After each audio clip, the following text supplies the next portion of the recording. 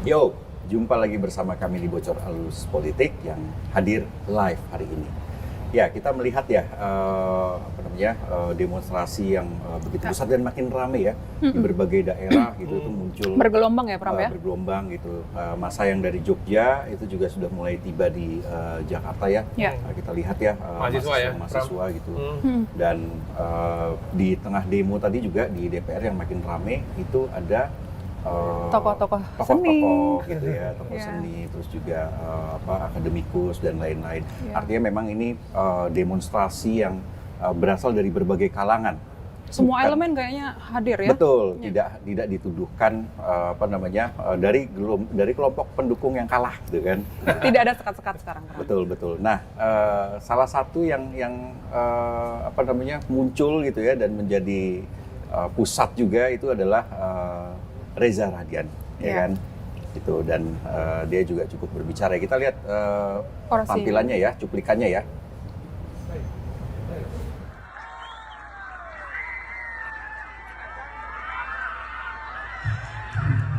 Assalamualaikum warahmatullahi wabarakatuh. Salam sejahtera buat kita semua. Teman-teman semua, selamat siang. Semoga masih tetap semangat.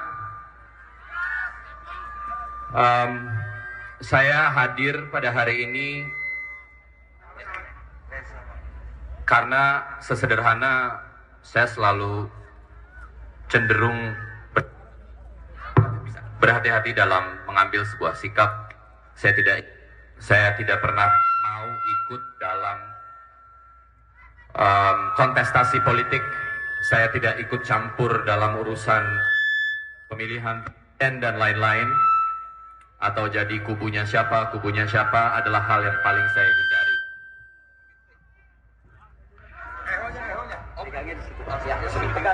Dan saya selama ini selalu menjadikan dunia seni sebagai wilayah untuk saya menyampaikan keresahan hati dan kritik sosial.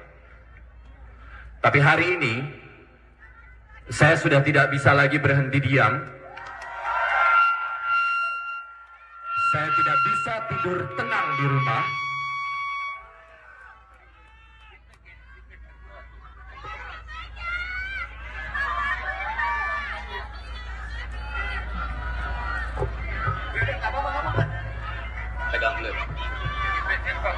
Saya merasa ini adalah waktu yang tepat untuk saya keluar dan bersama dengan kawan-kawan semua melihat bagaimana MK yang sedang berusaha mengembalikan citranya setelah wajahnya habis porak-poranda di sebelumnya. Dan hari ini kita sudah mendapatkan sebuah keputusan yang sangat kita hormati dari MK. Masih juga berusaha untuk dibegal, masih juga berusaha untuk dijegal. Tadi malam saya menulis sebuah tulisan, kalau Mahkamah Konstitusi sedang melakukan perbuatan yang mengembalikan nobility-nya sebagai konstitusi, lalu hari ini kita mendapatkan kenyataan bahwa kita melihat ya di situ ada Reza Radian sebagai seorang seniman yang kemudian juga menyuarakan hati nuraninya. Gitu. Dan menarik tadi Pram dalam orasinya itu ya ada semacam pesan gitu bahwa ini gerakan bukan gerakan pendukung 1, pendukung 2 atau pendukung 3 atau ini gerakan yang tidak ada sekat-sekat lagi gitu. Kita sama-sama bergerak gitu dari elemen manapun gitu ya. Dan menariknya Reza ini tidak pernah bicara politik sebelumnya. Gitu. Dan gue lihat tadi ekspresi marah gitu kan. Terlihat ekspresi marah gitu dari ada kekesalan, ada kegeraman gitu di orasinya Reza ini. Ya. Oke. Ya. Ketimbang kita berlama-lama nih, kita sudah mendatangkan orangnya langsung ya kan? Kita culik langsung. Ini penculikan yang positif ini. Penculikan positif tentu saja. Gitu. Emang ada yang culik yang negatif ya. Ada. Kita hadirkan Bung Reza Radian di kantor Tempo. Siang, Mas Reza. Terima kasih. Jadi amazed nih ya. Iya. Baru kali ini Bocor Halus datengin artis ya. Ada dua yang dulu ya kan. Tapi yang pertama kan, yang pertama. Terus kemudian sekarang muncul langsung gitu ya. Nah kita juga pengen mendengar nih sebenarnya kenapa lu pilih untuk ikut aksi sih? Oke, sebenarnya saya selalu menjaga untuk mengambil sebuah pilihan gitu ya. Artinya saya nggak pernah mau ikut-ikutan jadi partisan dari kontestasi pemilu misalnya gitu dari dulu. Gitu. Karena saya merasa kalau saya udah ikut, saya akan affiliated dan kemudian saya akan susah nih menyampaikan sesuatu, entah itu bentuknya kritik, baik dalam kebijakan perfilman waktu itu ya, lebih banyak bersuara tentang film. Tapi kemudian hari ini rasanya ini sudah ugal-ugalan ini. Gitu. Saya udah nggak terlalu bisa tenang berada di rumah dan melihat kawan-kawan yang sedang berjuang. Dan saya cukup senang juga karena saya bisa hadir sebagai masyarakat aja, sebagai rakyat biasa, hadir, ikut bersama-sama teman-teman mahasiswa dan teman-teman lapisan masyarakat yang lain dan tidak mewakili baik itu organisasi ataupun simpatisan dari partai manapun gitu. Jadi saya membawa diri sendiri aja sebenarnya. Kemudian diminta berkenan untuk memberikan orasi, saya sampaikan monggo aja gitu. Kalau memang dibutuhkan, yuk saya dengan semangat juga gitu menyampaikan kegelisahan saya dan konteksnya clear. Kita hari ini kan berbicara mengenai Mahkamah Konstitusi yang sedang mengembalikan nobility-nya itu kan. Itu yang saya highlight. Kemudian peristiwa itu ya sangat ironis ketika mereka-mereka yang duduk sebagai wakilnya rakyat yang melihat aspirasi yang gelombang yang begini besar. Lantas kalau mereka punya suara yang sangat bertolak belakang dengan keputusan itu, ini sebenarnya wakil-wakil siapa jadi? Maksudnya kita berbicara dalam perspektif itu dan itu membuat saya sangat amat gelisah sih. Dari kemarin saya nggak berhenti ngikutin prosesnya. Terus kemudian tadi pagi jam 9 saya melihat wawancara live report dari DPR lalu ditunda. Kemudian sempat ada Pak Dasko ya kalau nggak salah, preskon gitu membicarakan ini sepertinya hari ini ditunda saja. Tapi kan kita nggak tahu penundaan ini akan seperti apa kelanjutannya, apakah sidang pimpinan DPR akan melanjutkan sidangnya seperti apa dan kapan kita kan belum tahu. Tapi lu marah Mas sama siapa? Jokowi atau sama apa? Sama bagaimana sistem ini dirombak sih sebenarnya. Karena saya percaya bahwa kalau ini semua itu nggak ada sumber kekuatan politik yang bergerak. Karena di balik keputusan DPR yang mencoba-coba untuk mengambil, kita ikut yang MA saja, nggak usah ikut yang MK gitu kan. Ini kan nggak mungkin nggak ada kendalinya. Karena wakil rakyat juga kita tahu mereka yang duduk di DPR kan juga mewakili partai. Nah kalau sekarang partainya semuanya sudah ada di Kim plus lagi. Plus sudah ada plusnya nih sekarang nih makin gemuk kan koalisinya. Ya kita tahu siapa yang sedang berusaha untuk bisa mengendalikan ini semua. Nah, itu menurut saya meresahkan sih. Dan ini sudah terlalu jauh gitu. Saya melihat pidato hari ini sempat ada petikan dari Bapak Presiden gitu mengenai respon beliau terhadap keputusan MK gitu. Saya menunggu-nunggu sebenarnya kira-kira akan ada kebijakan seperti apa atau respon yang bagaimana gitu. Ternyata responnya cukup sederhana ya, menghormati keputusan lembaga-lembaga. Nah lembaga-lembaga ini kan sekarang ada 2 lembaga yang berbeda yang sedang bertarung ini. Jadi lembaga yang mana? Maksudnya ya itu menurut saya juga ya cukup meresahkan lah. Ya, tapi apa sebetulnya titik balik yang membuat Mas Reza, oke, gue harus turun ke jalan sekarang?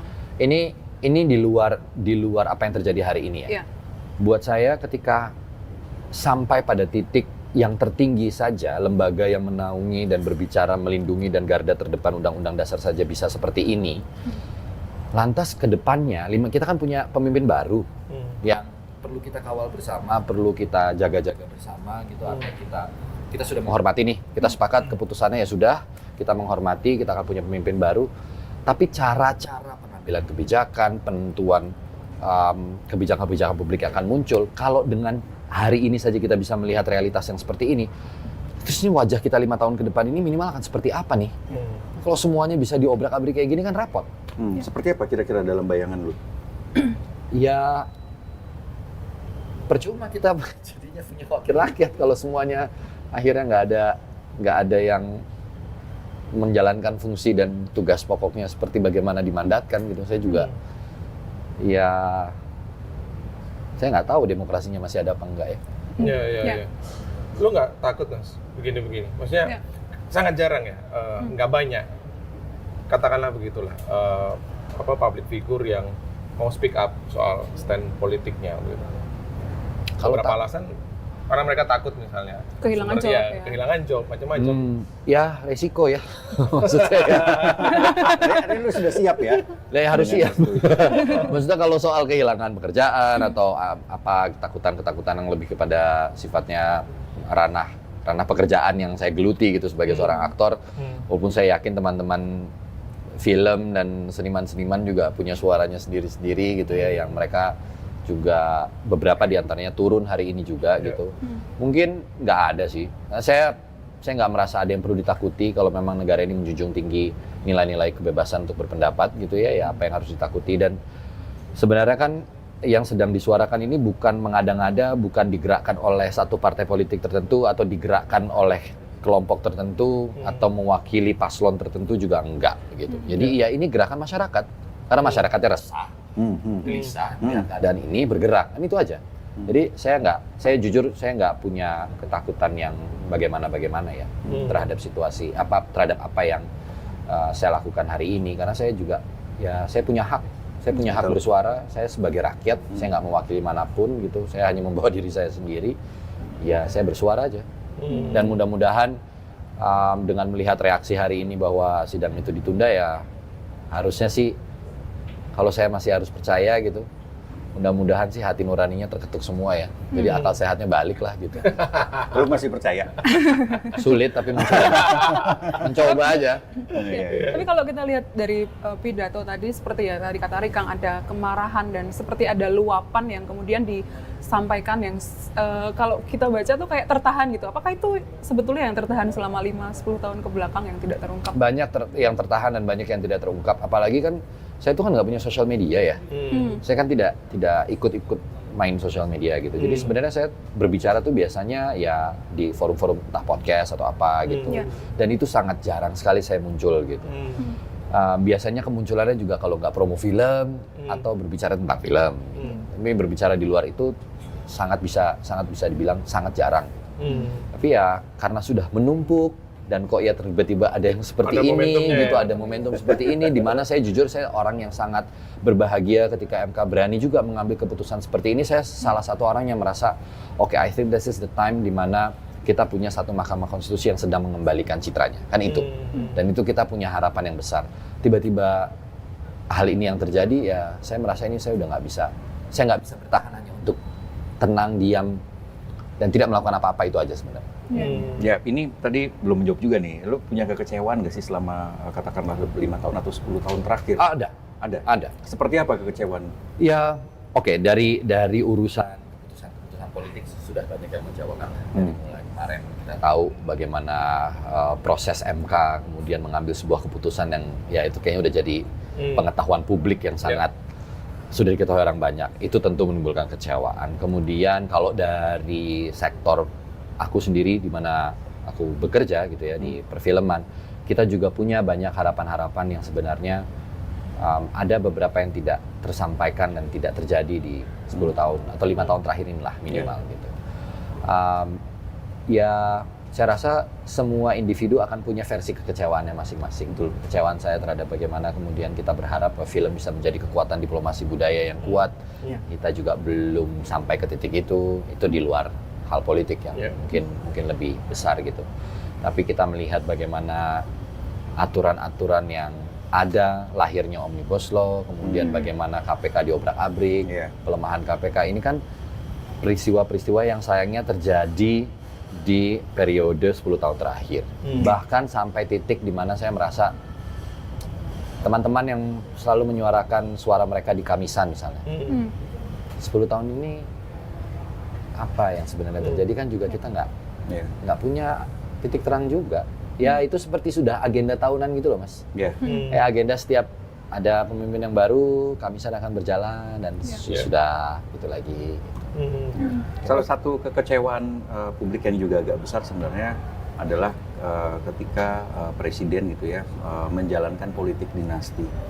Dan cukup banyak yang kecewa ya, dan pasti banyaklah yang kecewa. Nah, lu sendiri juga kecewa terhadap praktik ini. Aku merasa bahwa kita kan nggak bisa mengambil satu kesimpulan yang rigid ketika ini ada yang diusung sampai kemudian itu terlihat sangat gamblang hari ini. Keberadaan anak presiden, kemudian sekarang mencoba untuk dicalonkan menjadi gubernur gitu, dan kemudian ada peraturan yang menghambat itu gitu, dan sekarang tiba-tiba muncul kok dari poin-poin yang ada yang diumumkan oleh MK dalam putusan, yang paling di-highlight ini seolah-olah menjadi bagaimana caranya another son of the president itu bisa maju lagi, kan itu akhirnya. Loh ya kan akhirnya begitu, maksudnya kita akhirnya masuk ke ruang itu lagi gitu. Kemarin kita ruangnya itu, terus sekarang tiba-tiba ada batasan usia minimum, dan ini kan sebelum MK kan memutuskan ketika didaftarkan pencalonan, bukan ketika dilantik. Karena pelantikan kalau nggak salah Januari. Ya, masa kita nggak bisa baca? Ya wajar lah reaksi publik seperti ini gitu, karena ini jelas sekali dan koalisinya kan sangat gemuk sekali gitu. Ya sekarang kita cuma punya mungkin beberapa partai yang tidak ada kursi di DPR dan satu partai yang mungkin hari ini juga sendirian akhirnya. Dan ini kan bukan gerakan masyarakat karena peduli hanya pada partai itu atau partai tertentu yang nggak ikut dalam Kim Plus dan lain-lain. Ini udah gerakan masyarakat in general menurut saya. Di situ saya sebenarnya yang paling menggugah tuh itu, bahwa ini nggak ada urusannya ini sama calon mana yang mau diusung atau apa, ini nggak ada, bukan ke situ, bukan gerakan yang coba diarahkan untuk supaya satu orang bisa dicalonkan atau apa, tapi ini ya kegelisahan masyarakat yang tumpah ruah gitu. Ada yang ngajak lu nggak sih? Nggak ada sama sekali.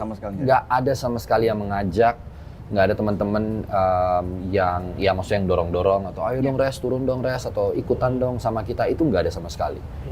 Atau lu ngajak teman-teman, karena ya kita tahu ya Mas, bahwa beberapa public figure, pesohor-pesohor kita itu seringkali bekerja sama, quote and quote kolaborasi dengan pemerintah sebagai influencer untuk mempromosikan hal-hal, membuat program segala sesuatunya tampak seperti baik-baik saja, cantik di depan, tapi di belakang kan kita tahu ada banyak masalah, dan Tempo juga sering banyak menulis lah. Lu ngajak teman-teman untuk kira-kira, ayo dong lu sekarang buka mata bahwa ada yang nggak beres nih sekarang. Aku tidak mau kemudian juga mengajak serta-merta karena agak sulit hari ini, karena ya cukup terpecah gitu ya, artinya sudah ada yang terlalu menempel dengan kelompok tertentu, sehingga agak rezim tertentu gitu ya, sudah ada yang memang dipeluk dan dirangkul, susah keluarnya gitu, udah kadung gitu ya, dari awal menjadi orang-orang yang juga menyuarakan pasangan tertentu gitu. Jadi ya mungkin saya hanya mengajak teman-teman yang memang non partisan gitu, yang juga siap dan cukup resah dan menyuarakan itu gitu. Cuma saya nggak tiba-tiba juga ngumpulin teman-teman untuk hari ini gue mau demo nih, gue mau ikut nih gitu. Lo ikutan nggak gitu? Nggak juga sih, karena saya juga merasa agak tepat nggak ya gitu. Saya masih berpikir, saya tuh orangnya sangat berhati-hati sekali gitu, untuk tidak mengambil keputusan yang terlalu gegabah, apalagi merespon tentang sesuatu tuh saya juga sangat hati-hati terus terang. Maksudnya saya mau gali dulu informasinya, baca dulu yang benar, baru kemudian saya berani bersuara gitu. Jadi saya nggak serta-merta hanya karena lagi rame kemudian biar seru ikut-ikutan aja gitu, enggak. Dan makanya saya nggak ngajak-ngajak yang teman-teman yang lain. Tapi justru habis tadi saya benar-benar nggak mengira bahwa teman-teman aware gitu ya. Wah udah panjang tuh. Ya ada beberapa pesan-pesan yang dukung gitu. Ya terus res gitu. Besok gue ikutan deh gitu. Oke. Itu ya monggo aja gitu. Artinya sikap hari ini bukan sikap yang impulsif, tapi sudah dipertimbangkan. Sudah dipertimbangkan, beserta resikonya. Gitu. Jadi kalaupun ada resiko-resiko yang mungkin terjadi setelah ini, ya saya harus siap juga. Ya. Lalu dalam orasi tadi di DPR ya sempat menyinggung soal negara ini bukan milik keluarga. Ya. Nah, kita kan sudah pernah hidup dalam era Orde Baru ya, yang kita tahu bahwa ya kuat sekali gitu. Nah ini tiba-tiba sekarang ini kalau aku flashback lagi jauh di awal-awal Bapak gitu, Pak Presiden gitu dengan keluarganya yang sangat digambarkan benar-benar jauh dari politik, bisnis saja gitu, masing-masing anak-anaknya juga berusaha sendiri-sendiri. Kan itu yang kita terima gitu. Maksudnya itu yang aku dapat dulu. Dan jadi lu sempat terharu juga ya waktu itu? Salut. Bukan terharu aja, salut gitu. Lalu kemudian makin kesini ya oke. Orang akan bilang ya namanya dinamika politik, gitu. Hidup kan berubah res, kita kan nggak selalu sama, boleh dong ya, boleh sih boleh aja. Temboknya jangan dihancurin gitu, ikuti prosesnya aja. Emang harus sekarang. Kalau nggak ikut sekarang 5 tahun lagi mempersiapkan diri dulu emang nggak boleh gitu. Maksudnya saya sebenarnya sangat ingin gitu ya kadang-kadang misalnya ke Mas Kaisang gitu ya. Saya pernah bertemu dengan Mas Kaisang beberapa kali, Mas Gibran saya pernah ketemu gitu. Mungkin Mas Gibran sudah terpilih gitu, sudah selesai, sudah itu ya. Kita kan nggak membahas itu lagi. Nah, sekarang ini kita membahas Mas Kaisang. Ya pasti akan sulit juga kalau saya langsung ngomong, Mas, Mbok tunggu dulu toh. Tapi Nanti pernah dulu. pengen menyampaikan itu langsung ke Mas Kaisang? Iya, kan mau diundang podcast waktu itu. Nah, mungkin bisa menyampaikan langsung. Gitu. Kalau nggak keberatan. Kayaknya seru juga gitu. Kan ngobrol santai aja kan. Kita undang ke sini aja bareng. Ayo Mas, pingin tanya-tanya dong gitu loh. Pingin tahu aja gitu tanggapannya seperti apa. Tapi ya sangat disayangkan lah apa yang terjadi hari ini. Kita nggak tahu lagi nih kan, belum. Aku nggak tahu perkembangan terakhir, kalau nggak salah masih ditunda, ya ditunda, tapi kan kita nggak tahu. Diskors ya. Mas, lu melek politik tiap hari baca berita? Tiap hari? Tiap hari? Iya, aku memang suka. Oh, oke. Memang suka. Dan sebetulnya mengikuti ya konstelasi Jadi temennya Mas politik. Jangan Budi. di-update terus sama Mas. Dikirimin link ya. Mas Budi ini mantan Pemret Tempo ya, Budi Setiarso gitu. Yang sekarang menjadi direktur pemberitaan ya. Iya, betul. Jadi tiap hari lu baca ya? Setiap hari. Jadi memang aku tuh suka mengikuti perkembangan situasi politik, apa berita-berita gitu, seneng aja. Karena mungkin ya itu tadi, nggak ada aktivitas lain. Maksudnya tidak, ya maksudnya sosial media itu biasanya jadinya nonton YouTube. Nonton berita aja udah, seneng aja gitu. Mau pagi, mau sebelum aktivitas, atau di lokasi syuting lagi break, ya tontonannya entah debat politik, ada isu yang sedang dibahas apa, ya nonton aja terus. Memang seneng aja. Iya. Tapi edukasi soal politik itu berpengaruh nggak sih terhadap emosi ketika memainkan sebuah peran? Gitu Enggak sih, enggak sih. Ya maksudnya itu dua hal yang berbeda. Dua hal yang jauh berbeda. Ya. Tapi balik lagi ke tadi, keresahan tentang dinasti politik. Sebetulnya apa sih yang ditakutkan Mas Reza terhadap dinasti politik? Apa yang berpengaruh langsung terhadap sektor yang digeluti Mas Reza sekarang? Ya, aku tuh khawatir gini, kita punya 500 sekian anggota DPR. Waktu itu aku sempat membaca sebuah riset bahwa keluarga dari yang sudah terpilih itu jumlahnya sekitar 63% kalau tidak salah. Itu kan artinya, oh ini bisa menjadi sebuah tradisi jangka panjang. Dan kalau ini diberikan contoh oleh seorang pemimpin yang kita hormati, ini mengamini yang di bawah-bawahnya, bahwa oh ini adalah sebuah kewajaran, nggak apa-apa juga gitu. Saya nggak bilang kemudian udah pasti nggak bener gitu, tapi cara-caranya itu loh, gitu. Saya ingat sekali ya, waktu itu kalau nggak salah Mbak Tutu tuh sempat ada di pemerintahan juga masuk gitu. Itu setelah 30 sekian tahun, baru kemudian keluarga masuk gitu. Ini waktu ini periode kedua ini. Kurang dari 10 tahun. Ada 10 tahun gitu. Ya maksudnya waduh. Masa ini yang mau kita adaptasi sebagai sebuah bentuk sistem kenegaraan gitu. Apakah iya ini yang mau kita adaptasi? Ini kan pertama ini bukan negara monarki, tapi rasanya seperti itu. Diafirmasi lagi sama DPR. ketum yang baru Golkar, Pak Bahlil. Jangan main-main sama Raja Jawa. Maksudnya apa ini jangan main-main sama Raja Jawa? Ya memang yang nebang bersama. Kok jadi ke situ? Aduh, itu saya pas nonton itu saya ikutin terus gitu. Wah, ini pidatonya gokil ini. Maksudnya jangan main-main sama barang ini. Waduh. Maksudnya apa sih? Mas Reza melihat itu sebagai sebuah ancaman alih-alih komedi gitu ya? Iya. Maksudnya mengkhawatirkan sekali. Memang terdengarnya sangat komedi, orang menyambutnya dengan tawa gitu dan lain-lain di ruangan tersebut. Tapi kan ada sesuatu yang tersirat dari situ. Yaitu ancaman atau? Iya, lo jangan macem-macem. Macem-macem nanti kayak yang sebelumnya, tebang langsung. Maksudnya itu contoh, seolah-olah jangan jadi begitu. Iya. Dan ini menegaskan bahwa Raja Jawa adalah Jokowi gitu ya. Ya kesannya jadi begitu dong. Ya masa Raja Jawa siapa lagi? Pramono kan nggak mungkin Pak Pramono, nggak mungkin Pak Luhut. Gitu kan nggak mungkin. Iya, benar-benar. Iya. Hari itu berbaju kuning pula kan. Mensanya kuning ya kan.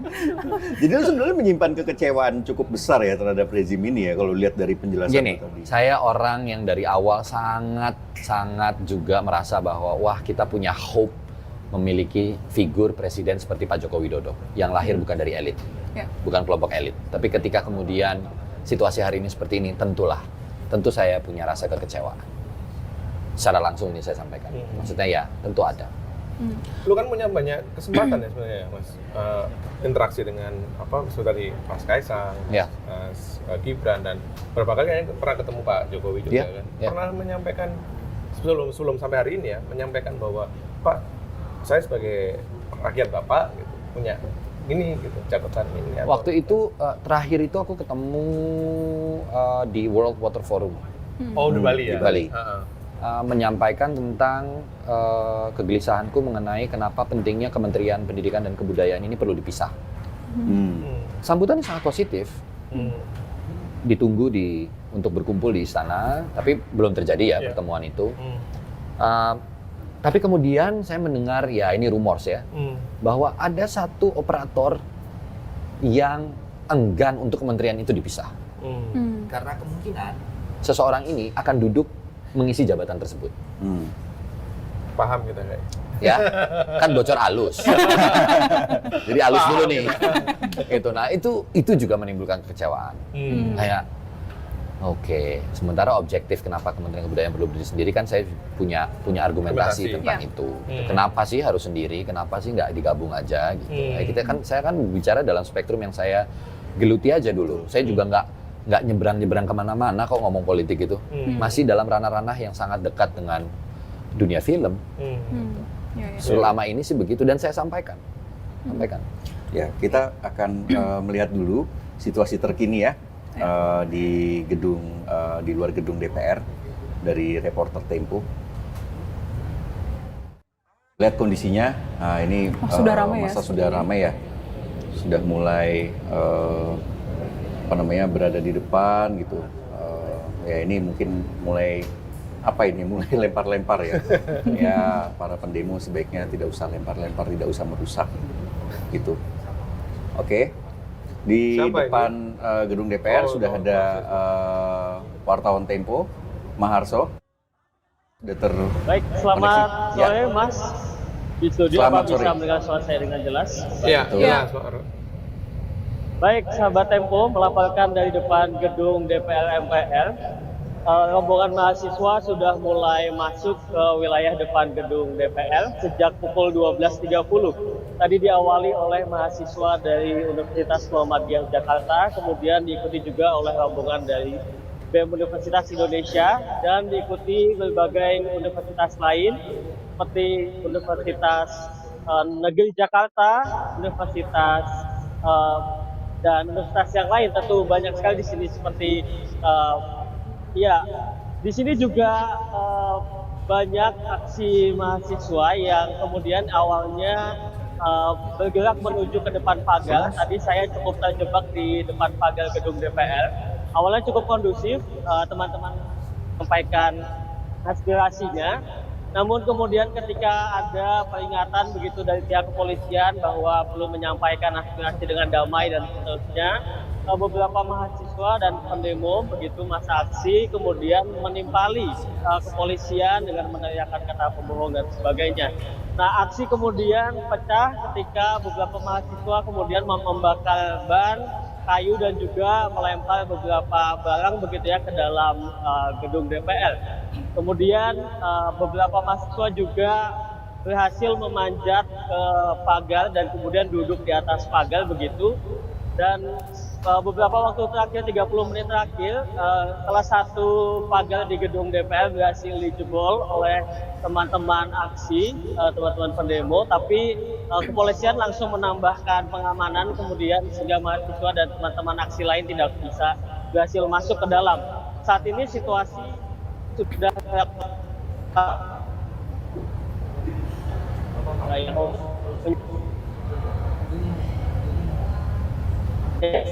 ditutup sampai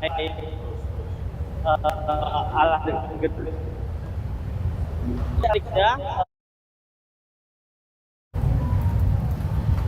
Itu ditutup total begitu untuk bisa yang ada di jalan gedung DPR begitu. Beberapa ketika mahasiswa masuk, buruh yang sebelumnya sudah melakukan orasi terlebih dahulu sejak pagi, kemudian bergeser begitu, beberapa tokoh politik dan juga artis, influencer begitu, kemudian meninggalkan lokasi. saat ini lokasi di depan gedung DPR didominasi oleh mahasiswa dari berbagai kampus, dan tidak hanya dari mahasiswa dari Jakarta saja, tapi kami juga memantau ada berbagai kampus mahasiswa dari universitas di luar Jakarta yang kemudian datang ke Jakarta seperti teman-teman dari UGM dan sebagainya. Kalau bisa demikian laporan yang bisa saya sampaikan update terkini dari depan gedung DPR. Oke, Mahar, apakah ada anggota DPR gitu ya atau pimpinan DPR yang cukup bernyali untuk menemui para pengunjuk rasa? Mohon maaf, bisa diulang, Mas? Ya, apakah ada anggota DPR gitu ya atau wakil ketua pimpinan DPR yang menemui pengunjuk rasa? Baik, terima kasih. Tadi sempat Habibur Rahman menemui masa aksi, namun kemudian masa aksi cukup tidak kondusif dan meneriaki beliau sehingga Habibur Rahman kembali masuk ke dalam dan menyampaikan statement di dalam bahwa saat ini memang belum ada pilkada disahkan.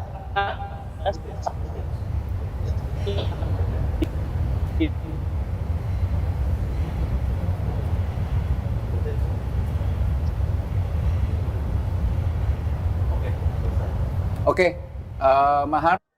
Ya, dan setelah itu belum ada lagi ya. Politisi Selamat kembali bertugas dan tetap hati-hati. Kalau ada helm, pakai helm. Ada satu yang menarik, aku coba pengen menyampaikan aja. Ada hal yang menarik untuk disimak juga di tengah situasi ini. Sebenarnya aku tuh lagi menanti-nanti kira-kira Pak Prabowo ini akan membuat kebijakan seperti apa, kemudian bagaimana standing positionnya gitu sebagai, karena kan tidak ada istilah estafet sebenarnya ya, dalam, maksudnya ini kan bukan sistem kerajaan dan lain-lain gitu ya. Dengan sistem yang kita punya hari ini, aku juga masih nggak tahu nih ini merespon dari apa yang disampaikan pada Asko tadi pagi ya. Aku tuh ada sedikit kayak merasa, ada sinyal-sinyal yang mungkin aku salah dalam menangkap gitu. Ada sinyal-sinyal yang sepertinya mulai ada sikap yang diambil perlahan-lahan untuk memiliki betul-betul standing position yang clear, gitu. Jadi tidak terus dibayang-bayangi gitu. Karena kan nggak mungkin. Once beliau sudah duduk di kursi presiden, sudah dilantik, ya ini sudah akan menjadi kepemimpinan beliau lah yang akan bergerak gitu. Nah, aku masih merasa penasaran gitu, kira-kira akan seperti apa ya gitu. Maksudnya apakah akan perlahan-lahan melepas diri gitu dari keterikatan yang selama ini sudah kita lihat, atau bagaimana nih? Artinya Mas Reza punya harapan bahwa di situasi yang sekarang ini, yang lumayan panas sekarang ini, Pak Prabowo keluar dan mengambil satu tindakan gitu. Iya, gitu. Karena kalau kita lihat kan di DPR tadi pagi, kalau nggak salah perwakilan dari fraksi Gerindra juga cuma 10 yang hadir gitu, ya kan? Ya itu kan kita membaca ruang sidang aja tuh pasti di antara mereka ini pasti sedang juga mungkin ada kekhawatiran tentang merespon publik seperti ini, jadi mungkin kayaknya kita juga perlu memikirkan ulang dan lain-lain. Jadi nggak serta-merta di counter juga gitu ya. Saya sangat menanti sebenarnya sih akan seperti apa ya pemerintahannya. Tapi sebetulnya yang menarik di percakapan di media sosial yang juga kita lihat semalam ya, Kang Pram ya, itu banyak publik yang kemudian meminta pertanggungjawaban teman-teman Mas Reza nih, para influencer gitu, atau pendengung gitu. Iya, tadi saya sebelum naik ada satu yang teriak kencang sekali. Kita minta para teman-teman influencer, teman-teman artis, ayo turun bareng kita. Bahkan sampai fotonya dijajar itu. Ini yang 58% gitu, meminta pertanggungjawaban pada mereka gitu. Tapi sejauh yang Mas Reza lihat, sikap mereka atau influencer ini, apakah mereka memang punya value ke situ gitu, atau punya nilai-nilai yang sama dengan rezim gitu ya, sehingga sangat membela rezim, atau ya ini sekadar job gitu? Ya, mungkin ada, ya saya nggak bisa mewakili teman-teman influencer in general tapi saya rasa sesuatu yang transaksional itu mudah terbaca.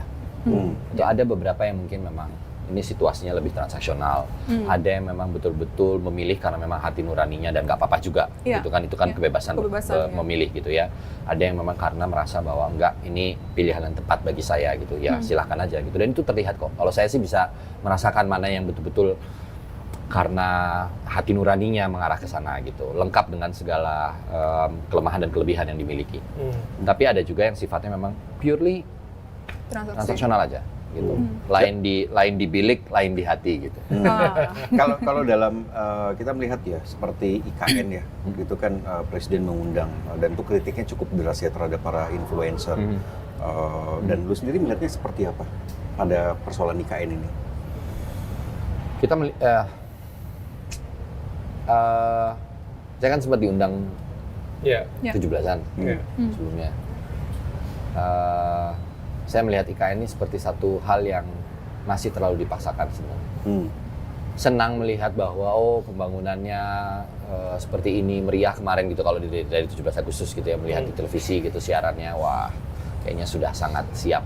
Tapi kita nggak bisa menyampingkan bahwa fakta-fakta di lapangan, dampak lingkungannya, kemudian sosiologisnya, itu yang menurut saya boleh nggak kita dilirik dulu yang ini yuk. Gitu. Ini kan yang kita sedang bangun itu adalah masa depan Indonesia, ini ibu kota negara yang baru. Tapi kita juga nggak bisa menyampingkan hal-hal yang seperti ini gitu, karena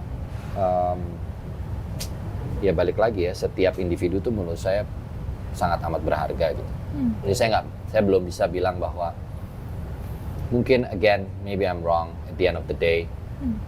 Tapi sekarang ini saya masih meyakini bahwa ini terlalu terburu-buru.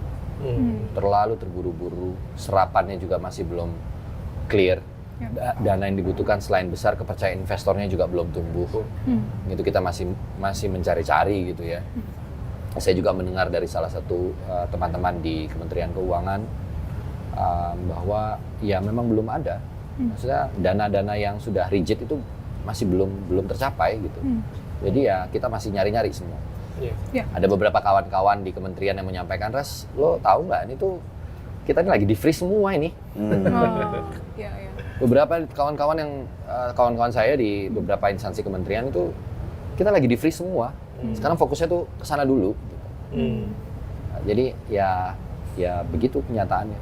Lu kecewa nggak sih dengan teman-teman lu yang kemudian seperti tidak glorifying, menutup mata terhadap berbagai kondisi lingkungan, terus juga masyarakat adat. Ada kekecewaan lo nggak terhadap teman-teman lo itu? Karena nama-namanya aku juga nggak tahu yang mana, jangan-jangan memang bukan teman gitu. Jadi memang aku juga nggak tahu sih sebenarnya, karena aku nggak mengikuti beberapa kawan-kawan influencer itu siapa aja gitu, dan aku memang nggak mengikuti sama sekali gitu. Aku lebih melihat memang berita-berita yang ada di samping-samping IKN ini, dampak-dampaknya seperti apa, lingkungannya seperti apa. Waktu itu sempat ada satu narasi yang lumayan konkret tentang seperti dokumenter gitu.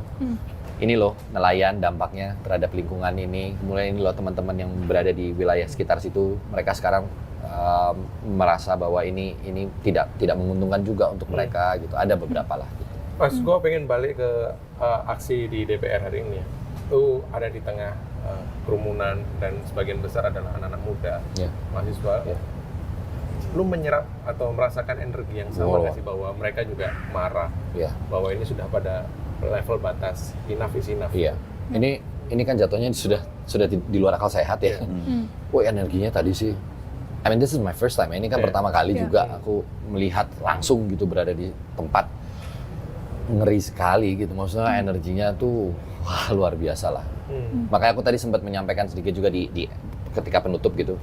Teman-teman saya mohon untuk tetap mari kita jaga ini bersama-sama dengan teman-teman juga menjaga diri masing-masing gitu, tetap tertib dan mudah-mudahan bisa tetap bermartabat gitu ya. Kita jaga bareng-bareng nih di tengah situasi yang bukan hanya cuaca yang panas dan lain-lain, tapi kan kita nggak tahu kadang-kadang di tengah kerumunan seperti itu kan susupan-susupan yang masuk bisa macam-macam, bisa ada yang memprovokasi dan seolah-olah wah ini anarkis nih demonstrasinya nih, padahal tadinya berjalan dengan cukup damai.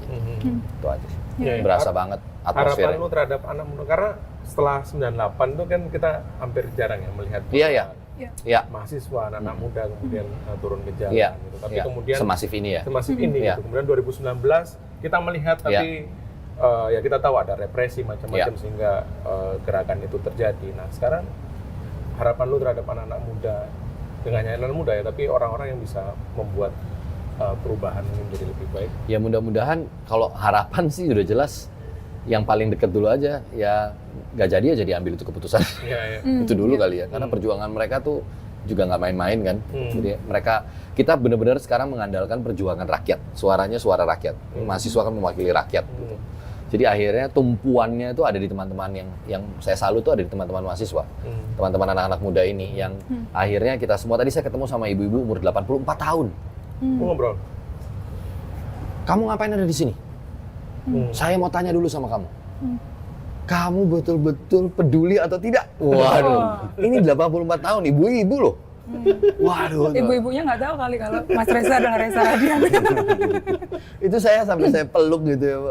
Dan maksud saya kayak, ya ini udah bukan hanya mahasiswa yang ada di situ, udah lapisan masyarakat segala macam, yang muda, yang tua, semua ada di situ. Tadi hari ini beberapa keluarga saya juga ada di sana, tante saya ada di situ ternyata, dan nggak tahu karena saya juga nggak ngomong ke keluarga. Taunya dari grup WA. Taunya begitu udah selesai orasi. Loh, kamu ada di situ? Orasi pula ya. Orasi pula gitu. Dan nggak disiapkan pula orasinya ya? Nggak disiapkan. Karena tadi saya juga memang nggak datang ke sana untuk berorasi, enggak. Tapi karena tiba-tiba diminta, dilihat itu terus diminta ya.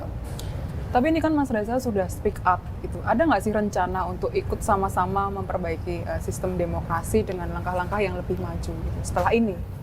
Ya masih dalam perenungan. Kira-kira langkah apa yang bisa diambil gitu ya setelah ini? Apa bentuk konkretnya gitu? Perjuangan yang seperti apa yang mungkin bisa dilakukan selain bersuara gitu ya?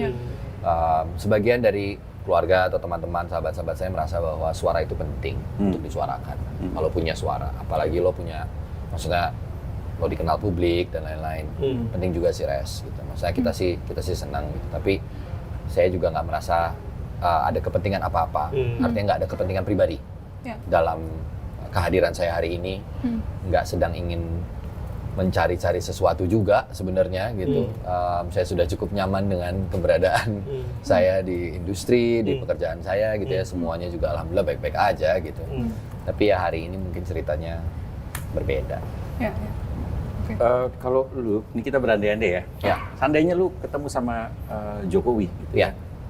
Kalau di kami biasa tidak memanggil presiden atau Pak gitu. Nama saja gitu. Kalau lu ketemu sama Jokowi, apa yang kira-kira akan lu lakukan atau akan lu sampaikan? Mungkin hal pertama yang ingin ditanya, Bapak nggak lelah, Pak? Pertanyaan kami juga itu. Ini lelah dalam arti apa? Dalam artian, apakah Bapak tidak ingin turun dan soft landing dan kemudian harum di mata masyarakat, di hidung masyarakat gitu ya, aromanya gitu. Dan kenapa ya Pak? Aku tuh penasaran, pengen nanya gini, Pak, apa sih alasan Bapak merestui anak-anak untuk ikut berkecimpung gitu? Pingin tahu aja. Ya tentu akan sebagian orang mungkin merespon ini, itu kan hak. Ya tentu, tapi saya pingin tahu langsung aja gitu. Kira apa sih Pak? Boleh tahu nggak Pak? Tanya Mas Kaisang dong. Lebih seneng lagi kalau bisa nanya langsung. Ntar deh ditunggu deh di apa tuh, ada podcastnya kayak ngobrol-ngobrol bareng deh. Oke Mas. Tapi lu sebenarnya ini jujur-jujuran ya. Lu punya kemarahan nggak sih terhadap apa yang dilakukan oleh Jokowi dan juga mungkin keluarganya? Yang paling kuat itu kecewa sebenarnya. Karena gue adalah salah satu orang yang biar bagaimanapun di era itu sangat mendukung. Mendukung, percaya, berharap banyak gitu ya. Ya tentu memang nggak boleh mungkin terlalu besar berekspektasi terhadap sesuatu. Ya, tapi kan saya juga belajar dari situ ya. Saya belajar banyak juga. Oh ternyata seperti ini gitu. Jadi kekecewaan itu mungkin adalah hal yang paling besar kali, kecewa. Banyak orang muncul rasa kecewa karena percaya pada tesis orang baik. Menurut lu, tesis itu masih relevan nggak sih? Mungkin memang sudah saatnya juga kita berhati-hati dengan orang yang baik. Karena kadang-kadang kita nggak bisa membaca motifnya. Ya karena artinya kan saya biasa berhadapan sama orang yang baik banget, orang yang di depan itu ngomongnya, wah, gamblang banget gitu, tapi ternyata di belakangnya, wah gila nih orang baik banget ya, tapi kalau secara person to person tuh kayaknya ngomongnya nyablak apa segala macam. ya benar memang, baik belum tentu benar. Gitu sih. Kapan tepatnya kekecewaan itu muncul? Ini kan ada berbagai titik peristiwa, ada revisi Undang-Undang KPK, ada Omnibus Law, ada Pilpres dan segala macam. Kapan tepatnya Mas? Saya kebetulan kan aktif di satu organisasi, sudah 9 tahun, non-government organization, gitu ya. Tapi bergeraknya di wilayah pendidikan dan civil society sama civil space. Kebebasan masyarakat sipil gitu, kebebasan ruang masyarakat sipil. Mungkin semenjak KPK tuh udah mulai tumbuh tuh, pelemahan KPK, kemudian makin tumbuh, ya tentu dengan peristiwa yang sebelumnya di pemilihan presiden, pemilu kita kemarin, lalu kemudian Omnibus Law, nah itu kayak bibit, makin lama ternyata subur nih, karena ternyata bibit ini tuh di nurture terus.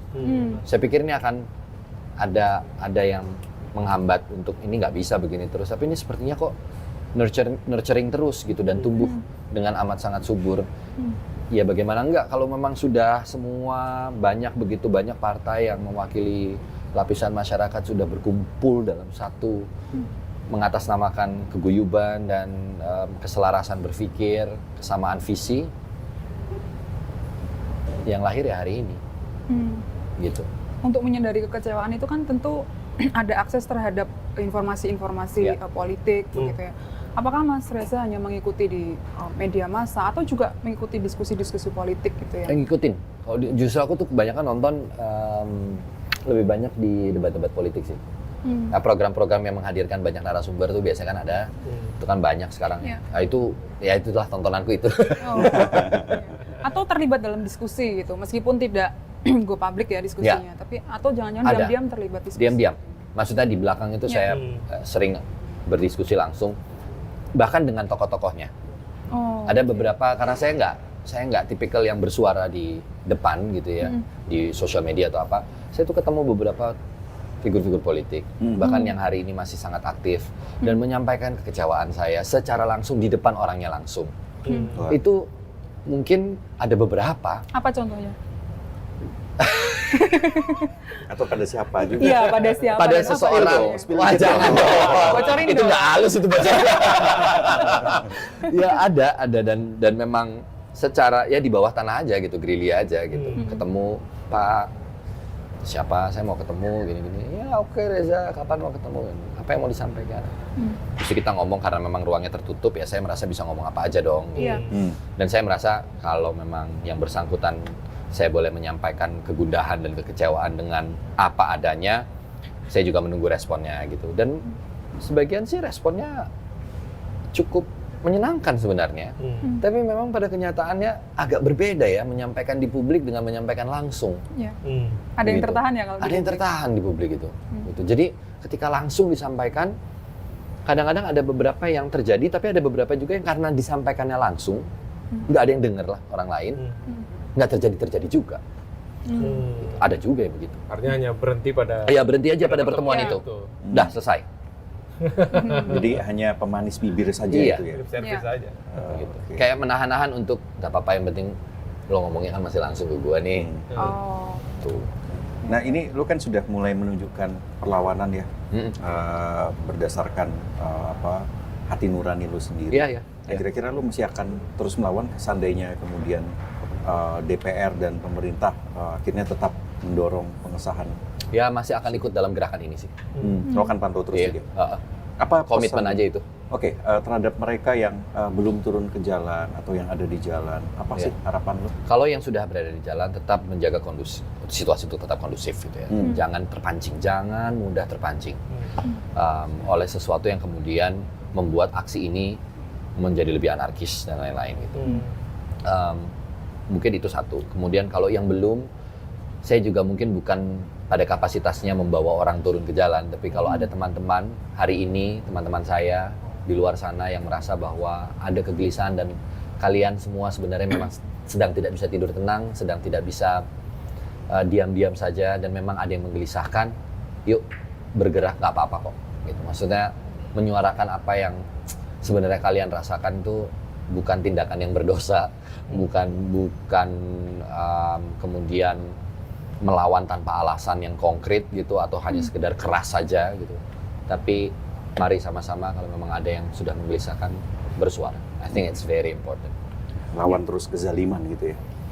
Oke. Kita sudah membedah Reza. Membedah sikap gitu ya. Enggak, artinya ini juga menunjukkan bahwa seperti tadi sudah kita singgung, ada orang-orang yang memang punya kepedulian dan itu bukan hanya berdasarkan dukungan pada pemilu 2024 seperti Reza pun juga dulu ikut mensupport Jokowi ya, atau turut ada harapan lah, tapi kemudian sekarang pun juga berdiri dan menyuarakan apa yang menurut dia kebenaran gitu ya.